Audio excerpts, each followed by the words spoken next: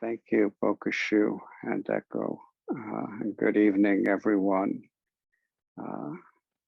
It's good to see your faces on my screen on this beautiful summer day that we're having here in New York.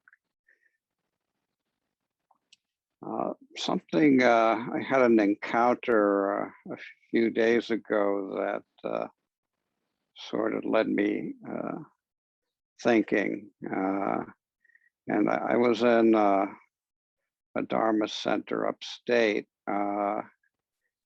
in the library, and I ran into a young man in the library taking a look at the books, and he said, "You know, I hate to admit it, but I just love reading about the Dharma, and I know I shouldn't enjoy reading about it so much because I know that reading about it is not it, and so I told him, you know, you read just as much as you like. Reading is not the problem. Intellectual and discursive thought is not the problem. The problem, as I see it, is that we have a natural tendency as human beings to limit ourselves to that aspect of our mind's functioning. But the functioning of that mind is simply the functioning of the Dharma. That's just not the whole story. Just because it's limited, it doesn't mean it's excluded. So what does it mean by that we're limited by intellectual discursive thought? It simply means, well, in the old Zen cliche, for some things, trying to use it to discover the truth is scratching our head when our foot itches. In other words, nothing wrong with scratching your head. It's just not going to make your foot feel better. So how do we misuse intellectual thought? How does it limit us? Well, it's kind of simple. When we get stuck and attached or overly attached to our judgments, the right and wrong aspect of things, weighing things up, deciding should, shouldn't, who's a good person, who's a bad person. Well, we need to do all that stuff, but you can see what the setup is. You can see that in order to use that faculty of mind, you have to create a self that sits behind the bench in the judgment seat, and the various people and places and things of the world come before this self that we've created, and the self renders judgment. You know, this person has this political belief, he's good. This person has that political belief, he's bad, or he's stupid, or whatever. We need to make judgments. We need to be able to evaluate the evidence, for instance, and decide whether it's a good idea to get the COVID vaccine or not. And we have to make judgments about, you know, what constitutes reliable evidence and what constitutes unreliable, even maliciously false evidence, hearsay. So all that is the judging mind, and you can see how helpful it might be in a situation that like that we're in now, and hopefully it can lead us when it's properly cultivated to make good decisions. Uh, and yet it leaves out the fact that it's constructed. The whole thing is a construct. There is no judgment bench. There is no self that is separate uh, from the rest of the world. Uh, it's sort of a game, a very necessary game that we play as rational human beings, but we can lose sight of the fact that it's a game, that it's a construct. And so to open ourselves to a different aspect of reality, uh, we need to get in touch with the unconstructed, unconditioned aspect of our minds. Uh, you know, a roadmap is constructed. You know, a hiking map is constructed.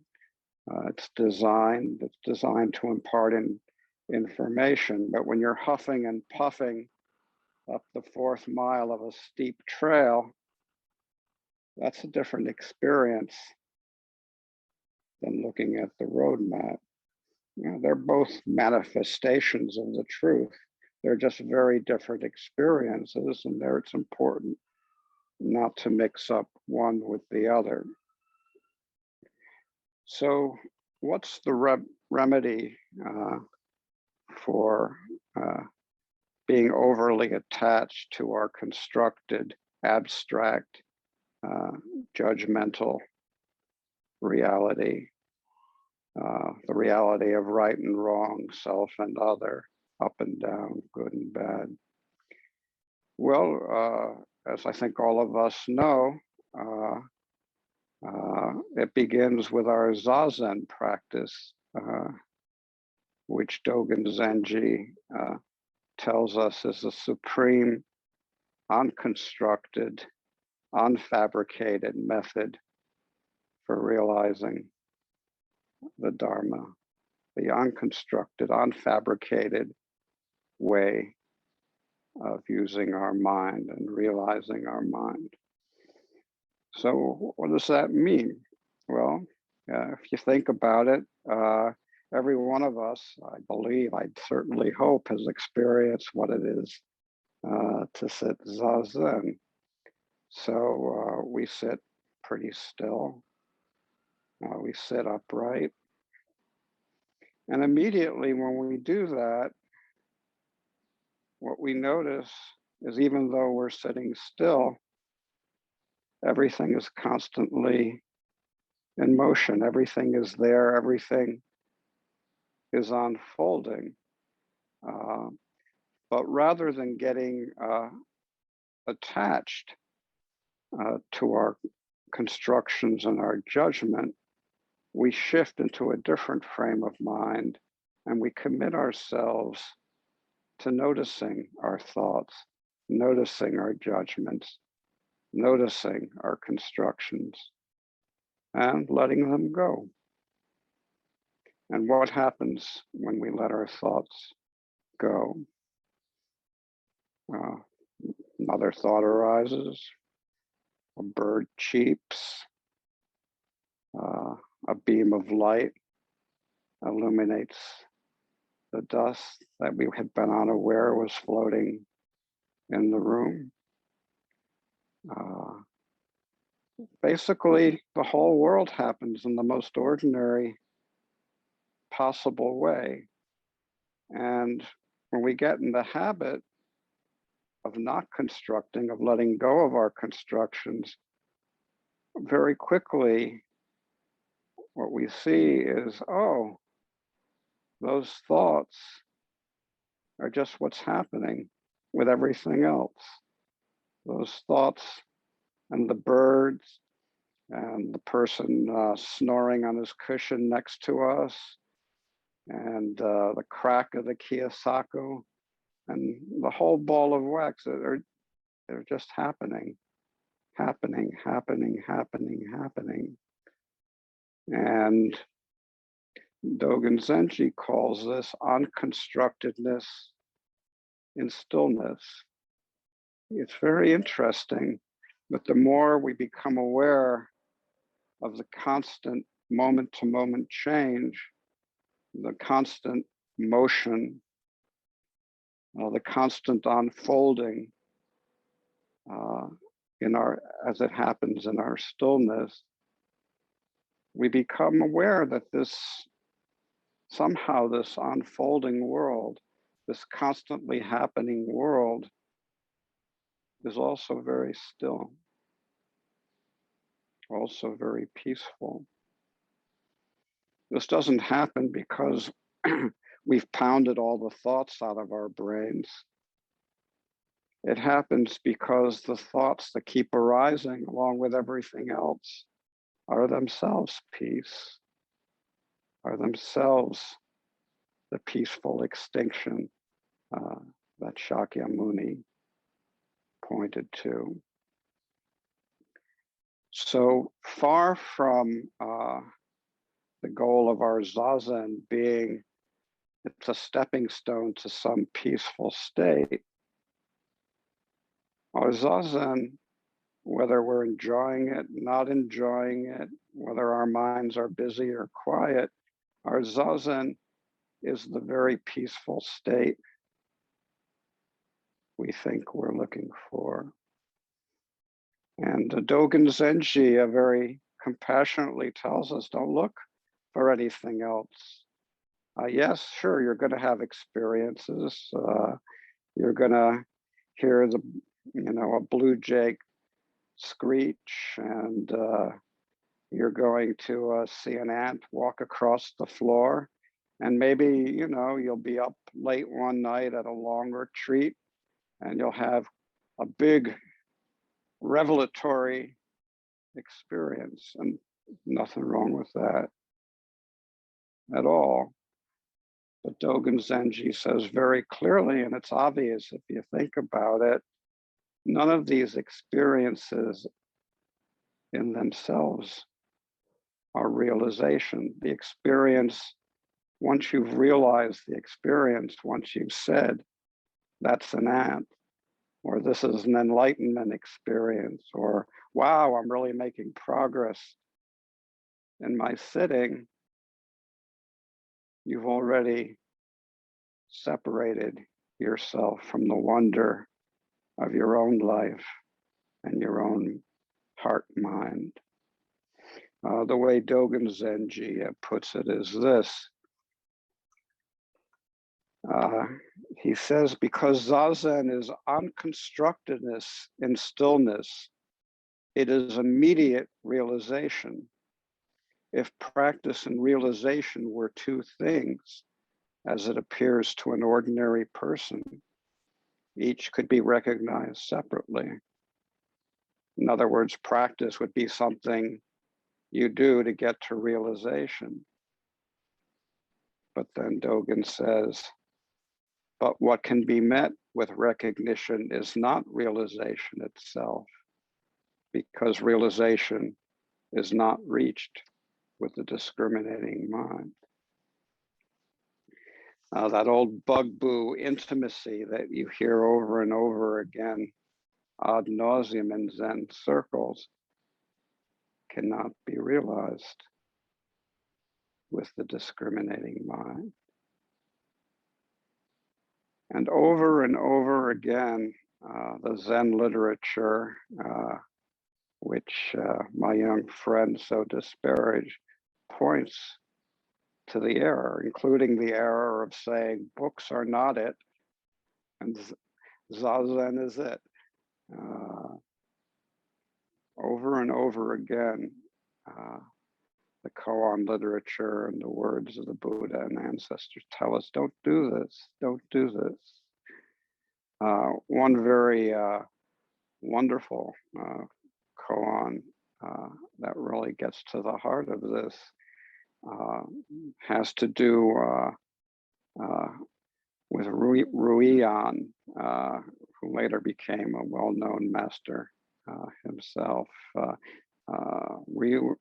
Ryotan, hard to pronounce, is Master Zwegan. Some of you might remember him as the guy who called out to himself and answered himself while he was sitting. But here he's at an earlier stage in his practice, and he seeks out Master Yento, and he asks him a good question. He says, "Master, what is the fundamental constant principle?"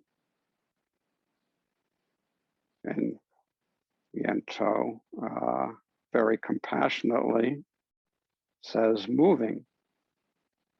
Probably if he had been Lin Chi, he would have smacked him across the face, but Yento sees that this is a very sincere, maybe quite an advanced practitioner. So what is the fundamental constant principle? Moving. And Ryotan says, when moving, then what? And Yento says, you don't see the fundamental constant principle. Just as Dogen points out, you don't create a self, get up behind your judgment bench and say, there it is, I see the fundamental constant principle. It cannot be separated from your practice. It cannot be separated from the appropriate functioning of your heart and mind. It cannot be separated from your own practice of wisdom and compassion. So when moving, then what? Well, then you just do zazen. During work period, you just sweep the floor. If someone falls down and skins their knee, you get antiseptic and a Band-Aid. And you don't say to yourself, whoa, I'm enacting the fundamental constant principle. It feels supremely ordinary and yet somehow unbelievably sublime. So when moving, then what? Well, you don't see the fundamental constant principle. So what does Ryotan do then?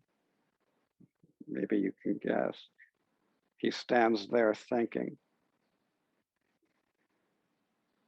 trying to get it, trying to grasp it. And Yento, again, very compassionately says, if you agree, then you are deluded by the senses and forms. If you don't agree, you are forever sunk in birth and death.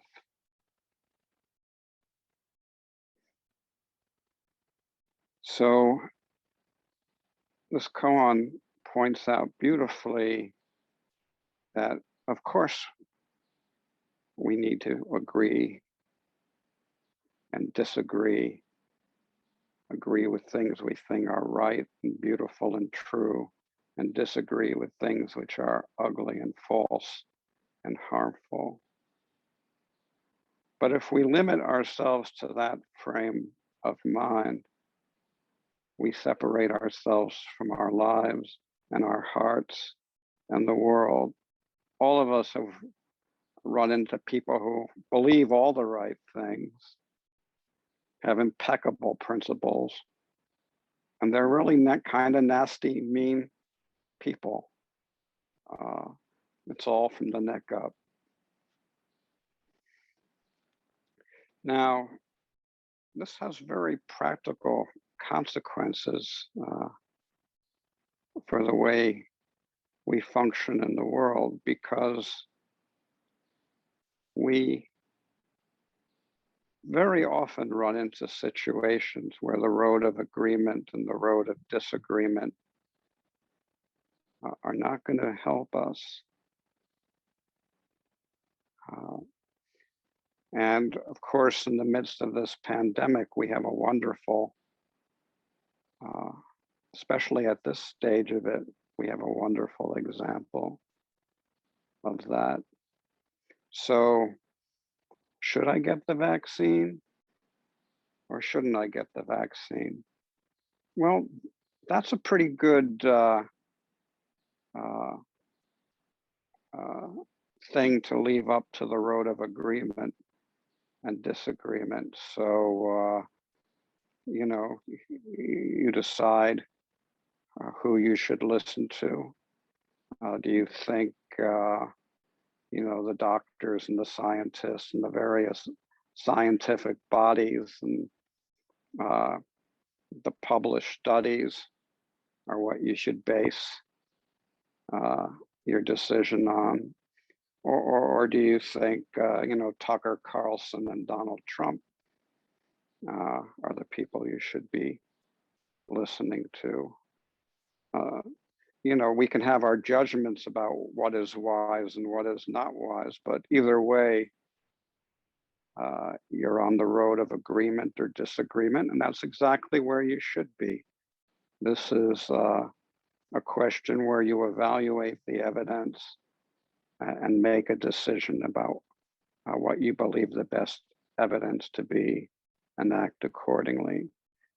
Nothing wrong with reading those books, nothing wrong with reading those scientific studies. Uh, that's the functioning of the Dharma as much as the flowing of the Hudson River is the functioning of the Dharma. But now, at this stage of the pandemic, especially for the people who are vaccinated, uh, we've reached a place where that isn't quite going to work for us because there's no clear answer. So we know that infections are rising because there are still so many people unvaccinated. And we know that the vaccines provide, if we believe the scientific evidence, we know that the vaccines provide excellent protection, but they do not provide perfect protection. And so among the many millions of people who have been vaccinated, there are some who have caught COVID and have passed away. A very, very small fraction, but that is fraction is not zero.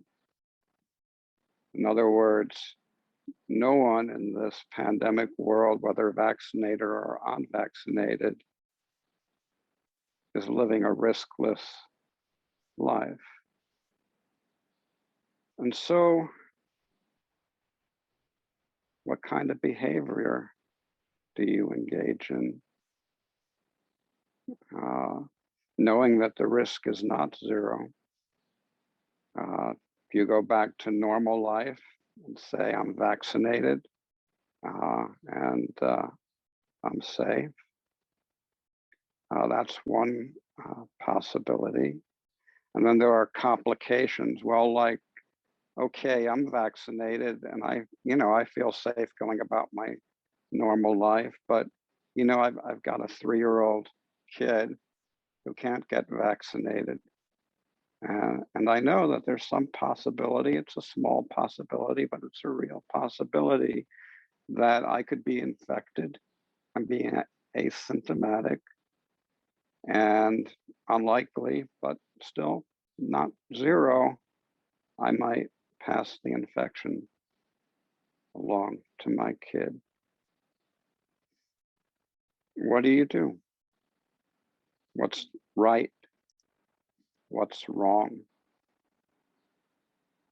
This is where we have to listen just the Dharma that comes from another place than from our discursive intellect. No scientific body can tell you what level of risk you feel comfortable with.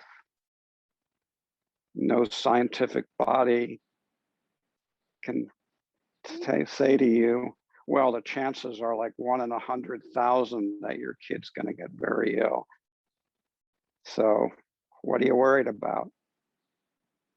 Well, for most of us, I think 1 in 100,000 isn't good enough odds. And yet, we'll take the kid for a ride in the car.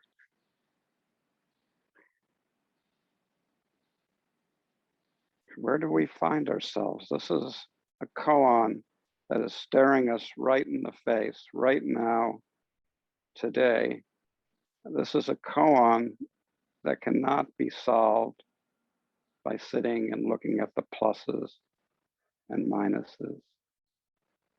This is the time dealing with this and other koans raised by this terrible time to sit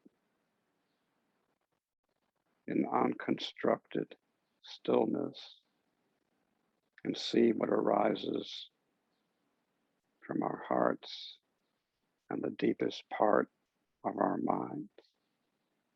Not the mind that judges, the spacious mind that is present in all the many beautiful dharmas that we see about us every day.